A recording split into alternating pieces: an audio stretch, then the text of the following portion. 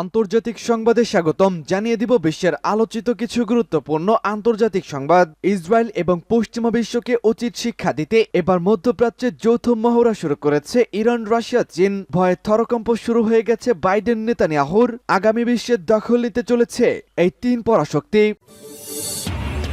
এদিকে বিশ্লেষকদের প্রতিবেদন, নেতানিয়াহু কথা না শুনলে বছরের পর বছর ধরে হামাসের প্রতিরোধের মুখে পড়বে ইসরায়েল, আর ধীরে ধীরে ধ্বংস হতে থাকবে এই ইহুদিবাদী গোষ্ঠী। জানিয়ে দিব প্রচেষ্টা অব্যাহত রয়েছে, যুদ্ধবিরতি চুক্তির কাছেও পৌঁছাতে পারেনি হামাস ইসরায়েল। এদিকে মার্কিন গুপ্তচর বৃত্তির প্রতিবেদন, ক্রমবর্ধমান ভঙ্গুর বিশ্ব ব্যবস্থার মুখে পড়ছে যুক্তরাষ্ট্র। মার্কিন আধিপত্য ধীরে ধীরে তলানিতে ঠেকেছে।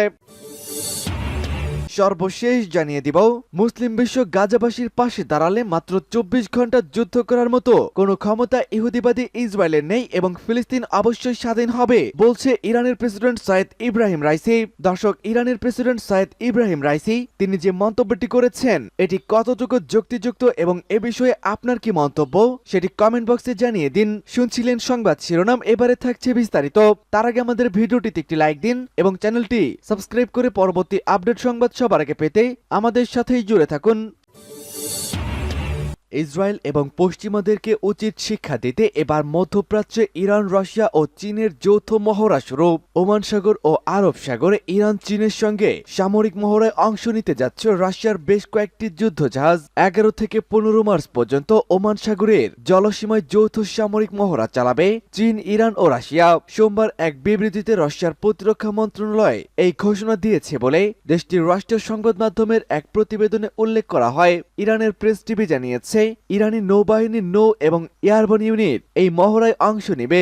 পাশাপাশি থাকবে রাশিয়া এবং চীনের নৌ ও airborne unit. Marine security belt 2024 এর অর্থ হচ্ছে মধ্যপ্রাচ্য অঞ্চলের নিরাপত্তা এবং মৌলিক বিষয়গুলো উন্নতি ঘটানো। এছাড়া অংশগ্রহণকারী দেশগুলোর মধ্যে বহুমাত্রিক সহযোগিতা বৃদ্ধি এবং বিশ্ব শান্তি এবং সমুদ্র নিরাপত্তা রক্ষায় দেশগুলোর সদিচ্ছা প্রদর্শনের এই বিষয়টিও এই মহড়ার একটি অন্যতম লক্ষ্য। রাশিয়ার যুদ্ধ জাহাজ বহরের নেতৃত্ব দিচ্ছে এবং প্যাসিফিক ফিল্টারের একটি ক্ষেপণাস্ত্র ক্রুজার ভারিয়াক এ মহড়ায় পর্যবেক্ষক হিসাবে দায়িত্ব পালন করবে পাকিস্তান, কাজাখস্তান, আজারবাইজান, ওমান, ভারত ও দক্ষিণ আফ্রিকার প্রতিনিধিরা।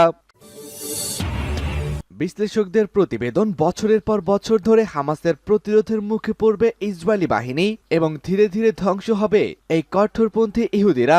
মার্কিন এক গোয়েন্দা প্রতিবেদনে বলা হয়েছে ইসরায়েল বছরের পর বছর ধরে হামাসের প্রতিরোধের শিকার হবে। যুক্তরাষ্ট্রের গোয়েন্দাদের প্রতিবেদন অনুসারে গাজায় যুদ্ধবিরতি অর্জনের সবচেয়ে বস্তুসম্মত উপায় হল বন্দি মুক্তি চুক্তি। তবে নেতানিয়াহু ক্ষমতায় থাকতে পারবে কিনা এবং ইসরায়েল হামাসকে ধ্বংস করার লক্ষ্য অর্জন করতে পারবে কিনা তা নিয়ে সন্দেহ দেখা দিয়েছে। প্রতিবেদনে বলা হয়েছে জনসাধারণের মধ্যে নেতানিয়াহুর প্রতি আত্মবিশ্বাস যুদ্ধের আগে থেকেই উচ্চস্তর থেকে গভীর এবং বিস্তৃত হয়েছে। এটি ভিন্ন আরো মধ্যপন্থী সরকারের সম্ভাবনা দেখা দিয়েছে। প্রতিবেদন অনুসারে ইসরায়েল সম্ভবত আগামী বছরগুলোতে হামাসের কাছ থেকে দীর্ঘস্থায়ী সশস্ত্র প্রতিরোধের মুখোমুখি হবে। ইসরায়েলের সামরিক বাহিনী হামাসের ভূগর্ভস্থ অবকাঠামো নিরস্ত্রীকরণ করতে লড়াই করবে। আল জাজিরার সংবাদদাতা কিম্বারলি হ্যালকেট জানিয়েছেন যুক্তরাষ্ট্রের 18টি ভিন্ন ভিন্ন গোয়েন্দা সংস্থার অনুসন্ধান নিয়ে এই প্রতিবেদনটি তৈরি করা হয়েছে। প্রচেষ্টা অব্যাহত রয়েছে, যুদ্ধবিরতি চুক্তির কাছেও পৌঁছাতে পারেনি হামাস ও ইসরায়েল। ইহুদিবাদী ইসরায়েল এবং গাজার প্রতিরোধকামী সংগঠন হামাসের মধ্যে যুদ্ধবিরতি চুক্তি খুব নিকটবর্তী নয় বলে জানিয়েছে মধ্যস্থতাকারী দেশ কাতার। দোহা বলেছে যুদ্ধবিরতি এবং গাজায় ইসরায়েলি বন্দীদের মুক্তির বিষয়ে যে আলোচনা চলছে তা এখনো খুব জটিল পর্যায়ে রয়েছে। গাজায় যুদ্ধবিরতির ব্যাপারে আমেরিকা, কাতার ও মিশরের মধ্যস্থতাকারী কয়েক সপ্তাহ ধরে আলোচনা চালিয়ে গেলেও চূড়ান্ত কোনো চুক্তিতে পৌঁছানো সম্ভব হয়নি। এরই মধ্যে ফিলিস্তিনে পবিত্র রমজান মাস শুরু হয়েছে এবং যুদ্ধবিরতি ছাড়াই সেখানে কঠিন পরিস্থিতির মধ্য দিয়ে রমজান পালিত হচ্ছে। কাতারের পররাষ্ট্র মন্ত্রণালয়ের মুখপাত্র মাজেদ আল আনসারি বলেন, আমরা চুক্তির কাছাকাছি নই। চুক্তি সইয়ের জন্য আমরা দুপক্ষের কাউকে মতবিরোধ নিরসনের জন্য ভাষাগতভাবে ছাড় দিতে দেখছি না। তিনি বলেন, সব পক্ষই একটি চুক্তিতে পৌঁছানোর জন্য আলোচনা অব্যাহত রেখেছে এবং আশা করা যায় তারা হয়তো রমজানের মধ্যেই চুক্তিতে পৌঁছাবে। গাজায় যুদ্ধবিরতির ব্যাপারে অনেকদিন ধরে আলোচনা চলছে, কিন্তু স্থায়ী যুদ্ধবিরতির ব্যাপারে ইসরায়েল রাজি নয়। অন্যদিকে হামাস বলছে গাজায় পূর্ণাঙ্গ যুদ্ধ বন্ধ এবং গাজা থেকে দখলদার সেনাদের সম্পূর্ণভাবে প্রত্যাহার করার পরই তারা ইসরায়েলি বন্দীকে মুক্তির বিষয়ে আলোচনা শুরু করবে। মার্কিন গুপ্তচর বৃত্তির প্রতিবেদন, ক্রমবর্ধমান ভঙ্গুর বিশ্ব ব্যবস্থার মুখে পড়ছে যুক্তরাষ্ট্র। মার্কিন আধিপত্য ধীরে ধীরে হারিয়ে যেতে শুরু করেছে। ক্রমবর্ধমান ভঙ্গুর বিশ্ব ব্যবস্থার মুখে পড়ছে যুক্তরাষ্ট্র। প্রতিনিয়ত শক্তিশালী প্রতিযোগিতা, আঞ্চলিক সংঘাত এবং আন্তর্দেশীয় চ্যালেঞ্জের মুখোমুখি হচ্ছে দেশটি। সোমবার কংগ্রেসের কমিটিকে দেওয়া মার্কিন গুপ্তচরকে দেওয়া এক প্রতিবেদনে এমনই তথ্য উঠে এসেছে। 2024 সালের হুমকি পর্যালোচনা করে বার্ষিক প্রতিবেদনের সংস্থাগুলো নিজেদের বক্তব্য তুলে ধরেছে। প্রতিবেদন অনুযায়ী একটি উচ্চাভিলাষী কিন্তু উদ্বিগ্ন চীন, একটি সংঘাতময় রাশিয়া, কিছু আঞ্চলিক শক্তি যেমন ইরান সহ আরো কিছু সক্ষম নন টেস্ট প্রতিনিধিরা যুক্তরাষ্ট্রের পাশাপাশি আন্তর্জাতিক ব্যবস্থার দীর্ঘস্থায়ী নিয়মকে চ্যালেঞ্জ করেছে। সূত্র রয়টার্স। যুক্তরাষ্ট্রের এই প্রতিবেদনটিতে প্রতিদ্বন্দ্বী চীন এবং রাশিয়ার উপর জোর দেওয়া হয়েছে। বর্তমানে যুক্তরাষ্ট্রের সঙ্গে প্রত্যক্ষ বা পরোক্ষভাবে জড়িত বেশ কয়েকটি যুদ্ধ সংঘটিত হচ্ছে। ইউক্রেনে রাশিয়ার আক্রমণ এমনই একটি। প্রায় 2 বছরের বেশি সময় ধরে যুদ্ধ চলমান রয়েছে, যেখানে ইউক্রেনকে আর্থিকভাবে সাহায্য করে আসছে যুক্তরাষ্ট্র। অন্যদিকে চীন রাশিয়াকে অর্থনৈতিক ও নিরাপত্তা সহায়তা দিচ্ছে।